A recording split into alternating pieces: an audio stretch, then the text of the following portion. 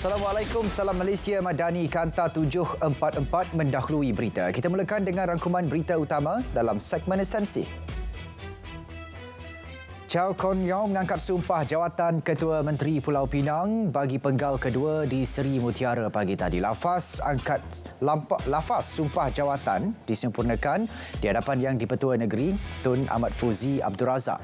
Semalam Chow memperoleh majoriti 7,116 menewaskan calon PN Heng Kon Leng. Gabungan PHBN memenangi 29 daripada 40 kerusi DUN di Pulau Pinang. Majlis Pelantikan dan Angkat Sumpah Menteri Besar Kedah berlangsung di Istana Anak Bukit Alustar esok. Pejabat Setiausaha Kerajaan Negeri Kedah memaklumkan Majlis Angkat Sumpah akan dilaksana di hadapan Sultan Kedah Al-Amnul Karim Sultan Salahuddin Sultan Badlishah. Hari ini rakyat Kedah turut menikmati cuti peristiwa sempena keputusan PRU DUN ke-15. Di Kelantan pula, Menteri Besar baru akan mengangkat sumpah pada Selasa. Perkara itu dimaklumkan Pesuruhjaya PAS Kelantan. Pembentukan kerajaan negeri tercapai selepas mereka memperoleh 43 daripada 45 kerusi DUN. Daripada jumlah itu, PAS menang 38 kerusi, manakala Bersatu menawan 5 kerusi. Majlis Istiadat Angkat Sumpah Menteri Besar Negeri Sembilan diadakan pukul 3 petang esok di Istana Seri Menanti, Kuala Pilah. Menurut Pengerusi Pakatan Harapan Negeri Sembilan, penyandang jawatan itu akan ditentukan ke pimpinan pusat. Datuk Seri Aminuddin telah menghadap Yang di-Pertuan Besar Tuanku Mukhris Ibni Almarhum Tuanku Menawir di Istana Hinggap bagi memaklumkan situasi keputusan PRU DUN. Negeri Sembilan mengumumkan cuti peristiwa esok sempena kemenangan gabungan PHBN di negeri berkenaan. Gabungan PH dan BN berjaya membentuk kerajaan di Negeri Sembilan selepas menang dengan majoriti mudah iaitu 24 daripada 36 kerusi DUN. PH memperoleh 17 kerusi manakala BN menguasai 14 kerusi. Menurut Pengerusi PH Negeri, mereka akur tewas 5 kerusi dan keputusan itu di luar jangkaan. 14 Ogos iaitu esok diisytihar sebagai Hari Kelepasan Am bagi negeri Selangor sempena PRU DUN ke-15. Pengumuman dimaklumkan Setiausaha Kerajaan Negeri menerusi kenyataan. Jumaat lalu, Datuk Seri Amiruddin Syahari dalam amanat khasnya mengumumkan cuti peristiwa berkenaan jika gabungan Pakatan Harapan Barisan Nasional kekal mendapat mandat di Selangor. Keputusan PRU DUN menyaksikan gabungan itu memperoleh 34 daripada 56 kerusi DUN. Kes kanak-kanak 7 tahun didera ibu dan rakan di Pasir Gudang, pejabat JKM Johor Bahru mengesan waris yang layak dan sesuai bagi memberi perlindungan sementara atau tetap kepada mangsa. Esko Johor berkata sebaik mendapat maklumat lanjut, penilaian akan dilaksana bagi memastikan waris benar-benar layak menjaga kanak-kanak berkenaan. Kedua-dua suspek kini direman sehingga 17 dan 18 Ogos untuk siasatan. 216 kes penipuan pelaburan patuh syariah sedang disiasat polis. Ia membabitkan kerugian lebih 11.2 juta ringgit. Siasatan dibuat berdasarkan laporan diterima polis sepanjang Januari hingga 11 Ogos tahun ini. Masyarakat diingatkan tidak terpedaya dengan promosi pelaburan yang menamparkan gambar figura terkenal dan menjanjikan keuntungan terlalu lumayan. 94 laporan diterima berhubung kesalahan menggunakan nama dan kad pengenalan orang lain untuk mengundi di 6 negeri. Ketua Polis Negara berkata Selangor merekodkan jumlah laporan tertinggi dengan 48 kes. Diikuti Pulau Pinang 20 kes, Negeri Sembilan 6 kes dan Kelantan 2 kes. Manakala masing-masing 9 kes dilaporkan di Kedah dan Terengganu. 111 kertas siasatan dibuka daripada 181 laporan yang diterima melibatkan pelbagai kesalahan pada hari pengundian. 240 kertas siasatan dibuka membabitkan 1,951 laporan pelbagai kesalahan sepanjang tempoh kempen PRU DUN ke-15 sehingga semalam. Ketua Polis Negara berkata, 78 kertas siasatan dibuka di Selangor, masing-masing 42 di Pulau Pinang dan Kedah, 34 di Terengganu, 25 di Negeri Sembilan dan 19 di Kelantan. Dan setakat semalam, 15 individu ditahan. Bomba berjaya padamkan kebakaran beberapa kontena di atas sebuah kapal kargo yang dalam perjalanan ke Pelabuhan Kelang awal pagi tadi. Pengarah GBPM Selangor berkata, panggilan kecemasan diterima pukul 1.30 pagi. Kebakaran berlaku di kapal KMTC Shenzhen, kira-kira 6 Batu Nautika Barat Daya, Pulau Pintu Gedung. Ia berjaya dikawal pada pukul 3.30 pagi dengan bantuan Jabatan Laut dan Maritim Malaysia. Tiada mangsa terlibat dalam kejadian itu. Pemasangan CCTV dipertimbang jadi syarat wajib dalam proses perbaharui lesen premis taska berdaftar. Menteri Pembangunan Wanita, Keluarga dan Masyarakat berkata langkah itu bertujuan menangani kes penderaan kanak-kanak di taska. Perbincangan mengenainya akan dilakukan bersama pemain industri esok. Kerajaan sebelum ini sudah wajibkan pemasangan CCTV di taska, namun masih ada pengusaha yang tidak memasangnya. Lafaz ikrar rukun negara akan diselaraskan bermula dengan bacaan penuh mukadimah diikuti 5 prinsip berkenaan. Ia bakal dilaksana di semua peringkat sekolah dan program rasmi kerajaan seluruh negara.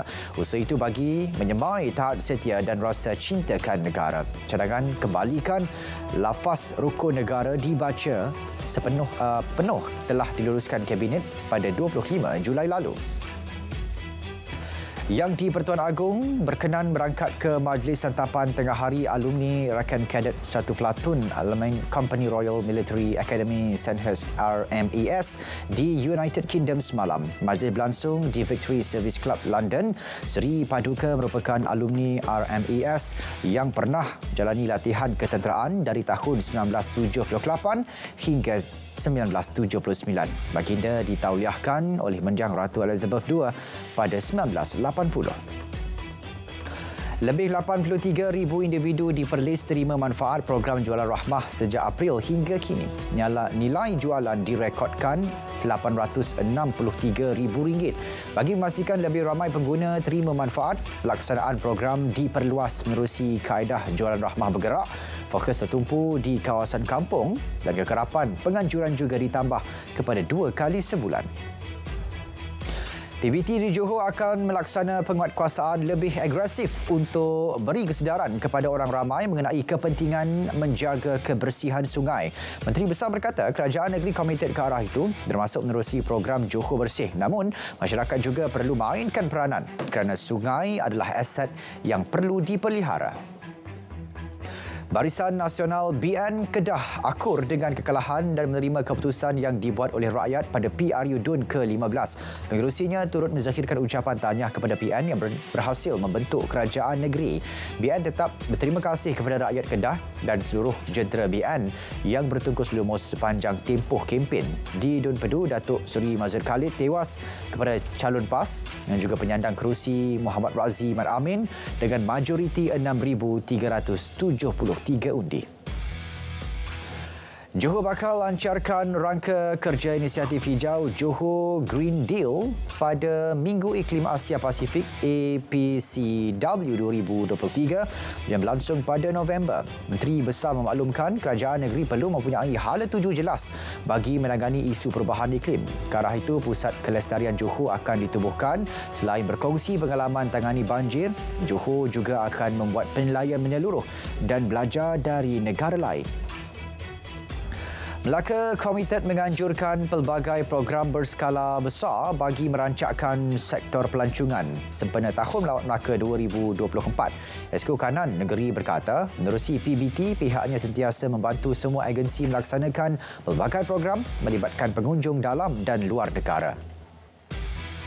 Sementara itu, tapak perkhemahan khas karavan pertama bakal diwujudkan di Melaka. Datuk Bandar Majlis Bandaraya Melaka bersejarah menyatakan Bukit Serindit menjadi pilihan berikutan kemampuan lokasi memuatkan sehingga 50 kenderaan pada satu masa. Kemudahan tempat pengecasan kenderaan elektrik akan disediakan. Selain fasiliti, kawasan berkenaan akan dinaik taraf. Ringgit dijangka kekal dalam julat kecil iaitu RM4.57 hingga RM4.60 berbanding dolar Amerika minggu depan. Ini berikutan pasaran global menunjukkan dolar Amerika lebih kukuh. Isyarat Wizara Persekutuan Amerika masih berbelah bagi dengan beberapa pegawai yang cenderung kepada kadar faedah yang lebih tinggi untuk jangka masa lama. Dolar Amerika diniagakan lebih tinggi untuk minggu kedua, ringgit pula bercampur-campur berbanding mata wang utama dan Asia. Pasaran getah Malaysia dijangka menyaksikan dagangan lenggang minggu depan. Ini didorong kebimbangan terhadap pertumbuhan perlahan di China dan Amerika yang terus jejaskan sentimen serantau. Kebimbangan terhadap hubungan dagangan kedua-dua negara itu muncul kembali. Ia susulan tindakan Presiden Amerika keluarkan perintah eksekutif menyekat beberapa pelaburannya dalam teknologi China. Dagangan Bursa Malaysia dijangka kembali meningkat di tengah-tengah aktiviti memburu saham murah minggu depan. Menurut Rakuten Trade Sdn Bhd, ia dipacu selera risiko lebih baik dalam pasaran selepas PRU DUN ke-15 berakhir. Kestabilan persekitaran politik domestik dipercayai akan beri pengaruh ketara terhadap FBM KLCI. Namun, aktiviti memburu saham murah dijangka muncul berikutan penilaian ekuiti tempatan yang murah. Sasaran defisit fiskal 3.0% atau lebih rendah yang ditetapkan dalam kerangka ekonomi madani bukti komitmen kerajaan memantapkan kedudukan fiskal negara. TA Securities turut berpendapat sasaran itu memberansangkan memandangkan hasil disasar adalah bagi tempoh sedekat. Ia selari unjuran digariskan dalam rangka kerja fiskal jangka sederhana oleh Kementerian Kewangan iaitu 4.1% antara tahun 2023 dan 2025. Kestabilan kerajaan, dasar mesra pelabur dan fasiliti yang baik itu faktor utama yang berjaya menarik minat komuniti perniagaan antarabangsa melabur di Malaysia. Ini termasuk China dan Singapura yang melabur 5.2 bilion ringgit dalam sektor ekonomi digital seperti diumum Menteri Komunikasi dan Digital semalam. Pendapat itu dinyatakan penganalisis ekonomi Putra Business School Profesor Madya Dr. Ahmad Razman Abdul Latif. Program Produktiviti Step Up dilancar Perbadanan Produktiviti Malaysia MPC dan Produktiviti Perkhidmatan Profesional Nexus PSPN. Ia bagi membantu syarikat perkhidmatan profesional tangani kenaikan kos operasi. Caranya dengan mengadaptasi penggunaan teknologi yang dapat mengurangkan kos operasi antara 5 hingga 10%.